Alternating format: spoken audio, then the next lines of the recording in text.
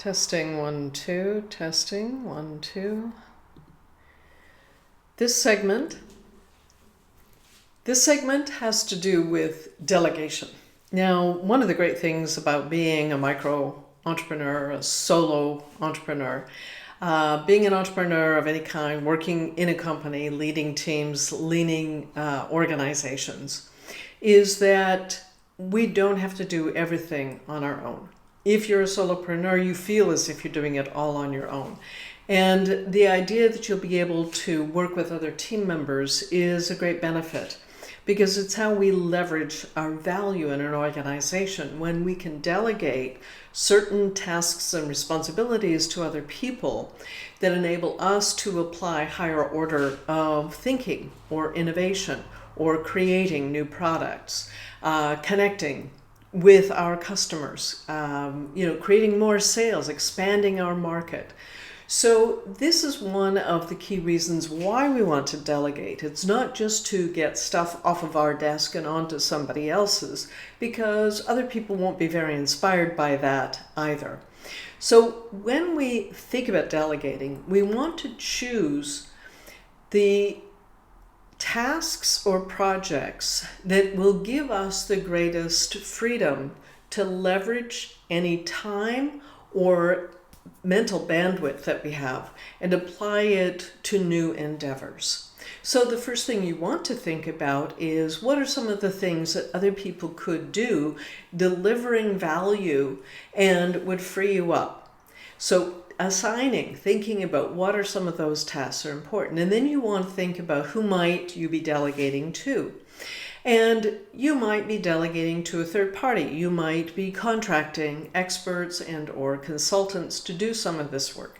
You might be going to an agency that might be doing your SEO, your search engine optimization. They might be ghostwriting your social media, for example.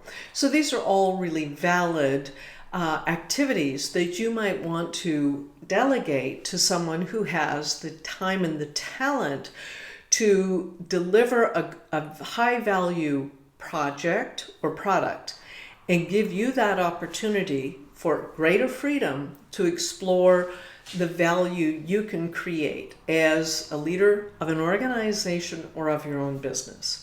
So there are a few key elements you want to keep in mind when it comes to delegating. So it is all about delivering a project, a concrete outcome. And so keep in mind that anything that is a concrete outcome has to be measurable. And so you want to use, if you've ever heard of the SMART goals and objectives, it's a good way. It's sort of like an acid test for you to make sure that the deliverable is based on some of these aspects. Like, is it specific? Is it measurable? Can you count it? Do the people that you have delegated to, do they actually have the authority to provide the services that you're engaging them for? Is it relevant to the outcome that you're looking for? And is it time-based? Do you know specifically how much time it's going to take, how much elapsed time is involved in this project? So those are the things that you're going to be thinking about when you think about using delegation to deliver a specific project.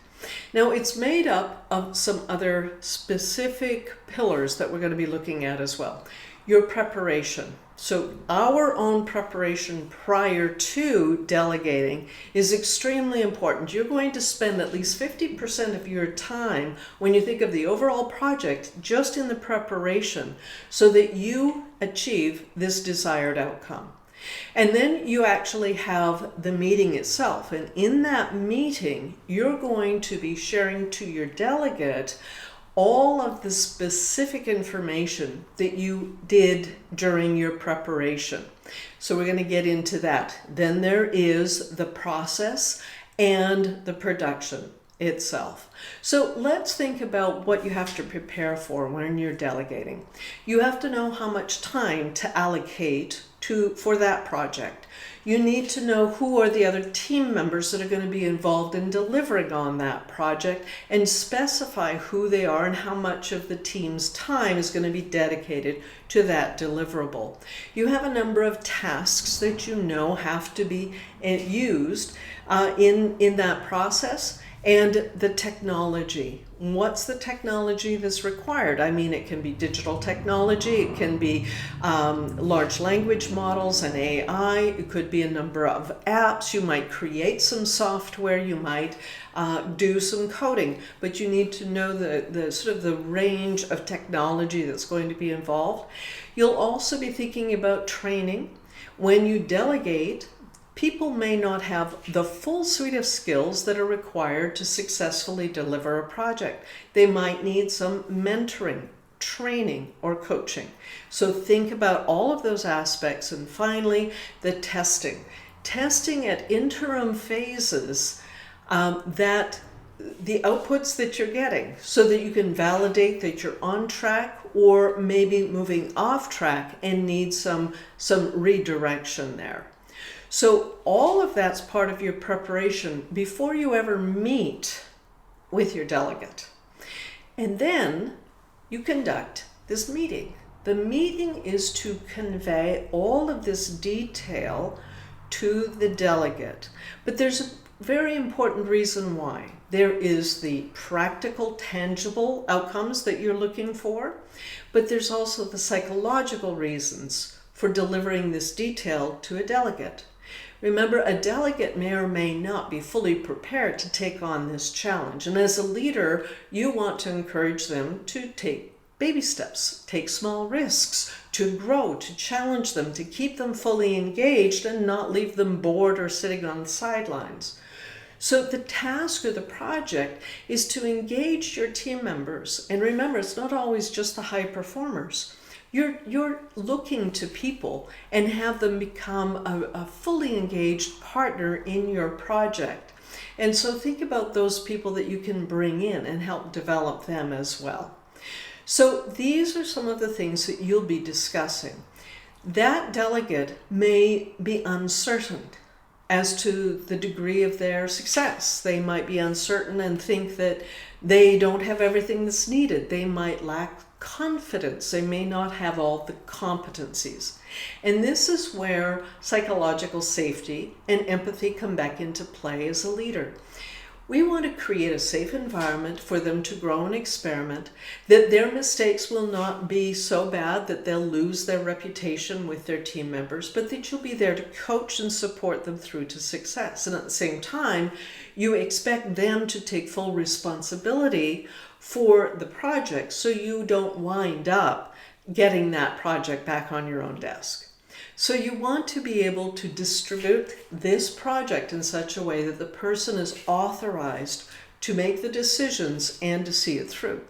To be successful in doing that, you have to think about the plan, because a plan is now required for that project lead to fulfill the delivery.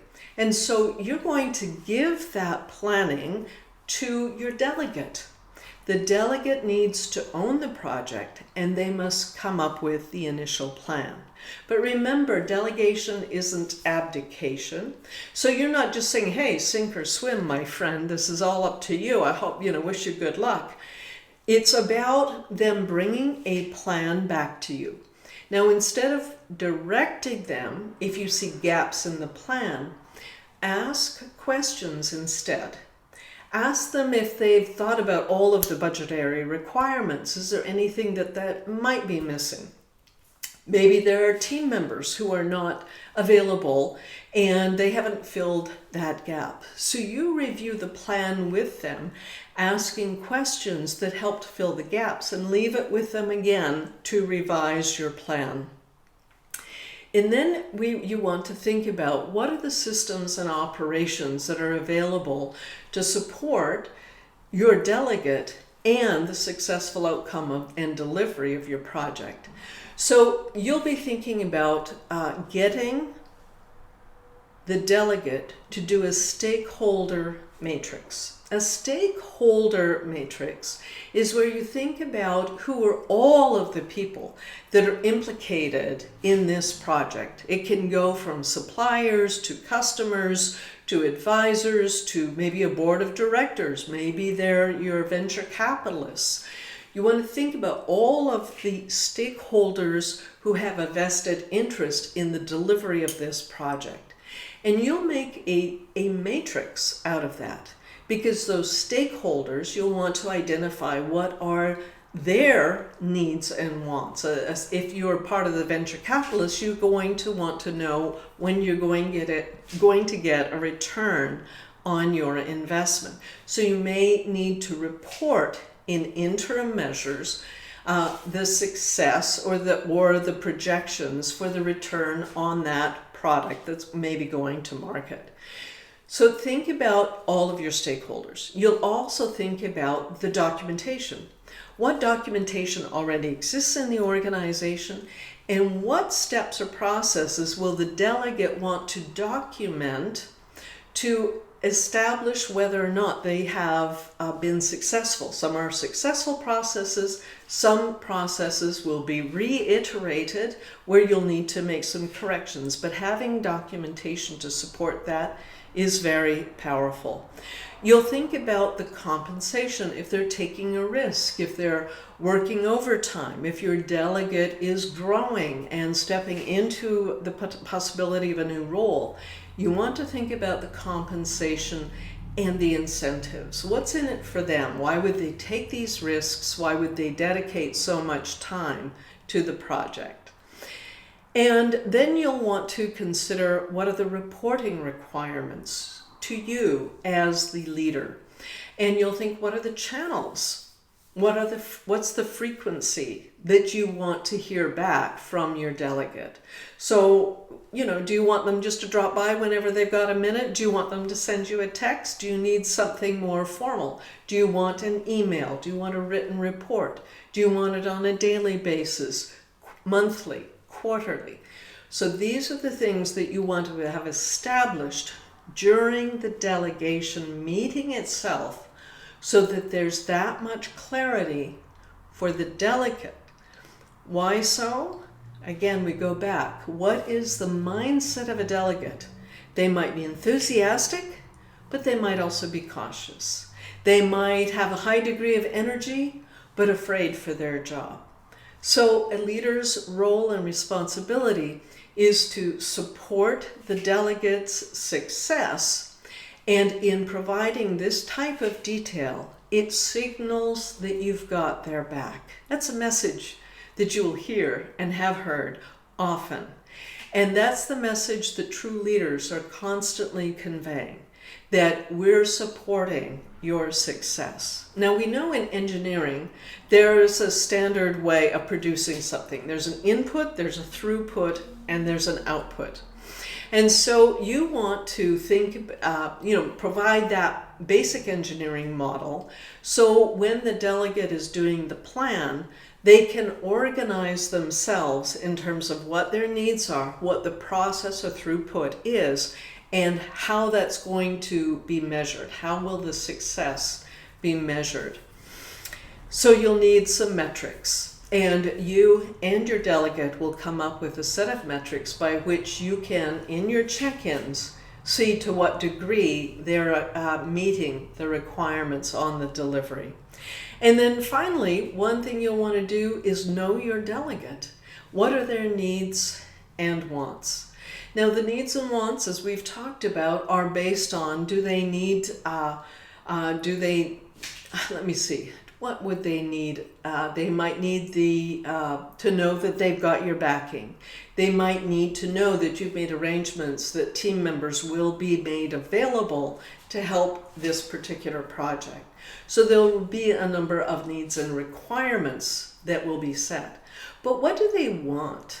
They might want that additional prestige. They might want a potential promotion. They may want to have an increase in their salary. They may want to have connections and opportunities to grow and learn in the organization. And a leader knows these things because when we invite people to step into new projects where they're going to become a delegate responsible for the delivery of a project, we want them to know what the win is. And that's the motivation that will keep them going through the challenges, through the unknowns, through the bottlenecks. And with our support and with the right incentives aligned with your delegate, you're creating a pathway for success for yourself, for your project, and for the people that you serve.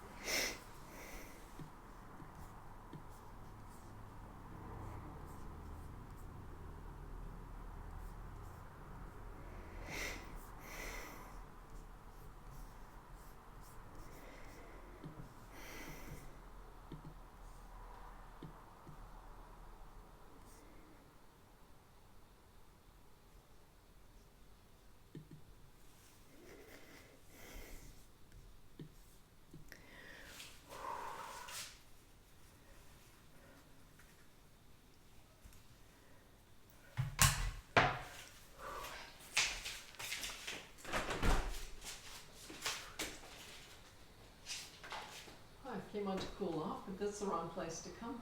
You can put the AC on in the kitchen. Oh, yeah, it's so hot in there. Sweating? Oh, geez. That's gonna look good on a video. It'll show. Okay, Yeah, put the AC on. okay, I'll do that. I'll come back in a minute. I'll just see if this thing, I've captured it.